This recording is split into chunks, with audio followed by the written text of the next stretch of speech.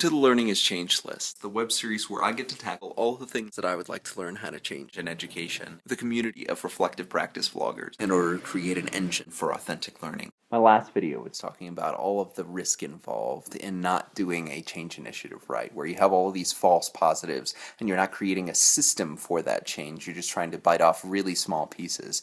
And it created a conversation within the department of the problem not being those false positives and that false momentum that is created, but rather in creating false negatives. And that's not a term or a thought that I had really ever had, but it made me think that there really are people who are looking for change to fail. These traditionalists that would much rather see the change and the reforms not happen at all so that the status quo can stay. That resistance has always existed for me, and I've always worked very hard to try and frame change for all of those stakeholders so that they buy in and they're interested in the change. But I've never really considered that idea that there are people who are interested in failure for change and interested in resistance for resistance sake. That idea that reform in and of itself is bad and that we should be looking at ways to slow it, stop it, or try and change the conversation so that every reform looks bad on paper, in conversation. How could someone look at change that you are trying to create, look at the positive outcomes that you're trying to create for learners, and say not only that it is not for them, but that it is not for anyone within the system, and try and stop you in your tracks from creating any kind of momentum? To me, that is mind-boggling, that you would go out of your way to say no. The default for a lot of this type of work should be yes. Should be yes, let's try that. Yes, let's create a system. Yes, let's think strategically. Let us look at the problem and try and figure out what the root cause is.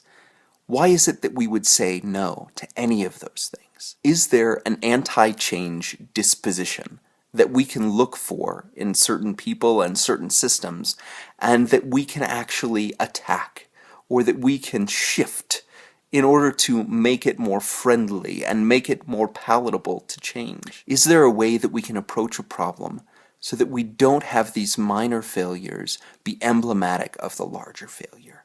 Is there a way that we can approach this so that everyone sees our processes as learning rather than as the entirety of our work? Is there a way that we can think about our own disposition and penchant for change in order to allow people to stop this behavior of anti-change? And I believe that the answer lies in these false negatives.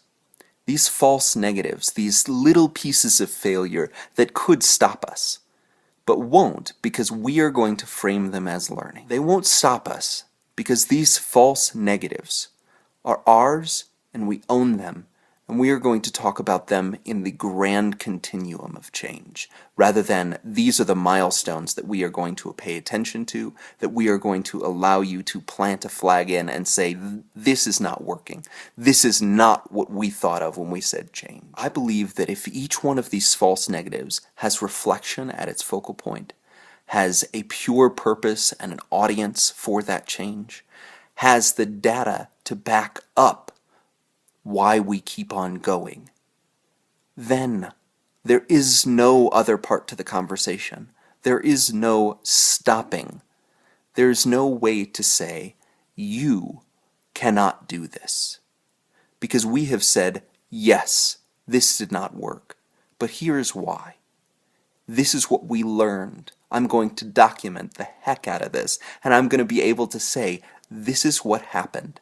This is why it happened. And this is why we are moving forward. That is the conversation that I would like to have. That is the thing that I would like to learn how to change. If we can make false negatives into a conversation about learning, and we can make all of those false positives limited in their scope, then I think that we have the conversation and the power to move forward.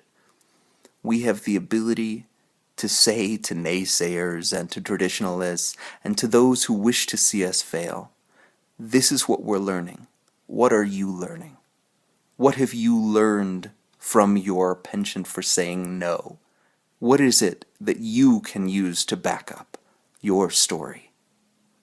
Because we are backing up ours with everyday learning. We are backing up these false negatives into iterations that we are packing with so much learning and so much momentum that we will be able to say, without a doubt, that we are moving in the right direction. If you have ideas about how to frame false negatives and how to get rid of the anti-change mentality, please leave it in the comments. Subscribe on YouTube or join us in the Google Plus community for reflective practice vlogging. Thank you so much for watching.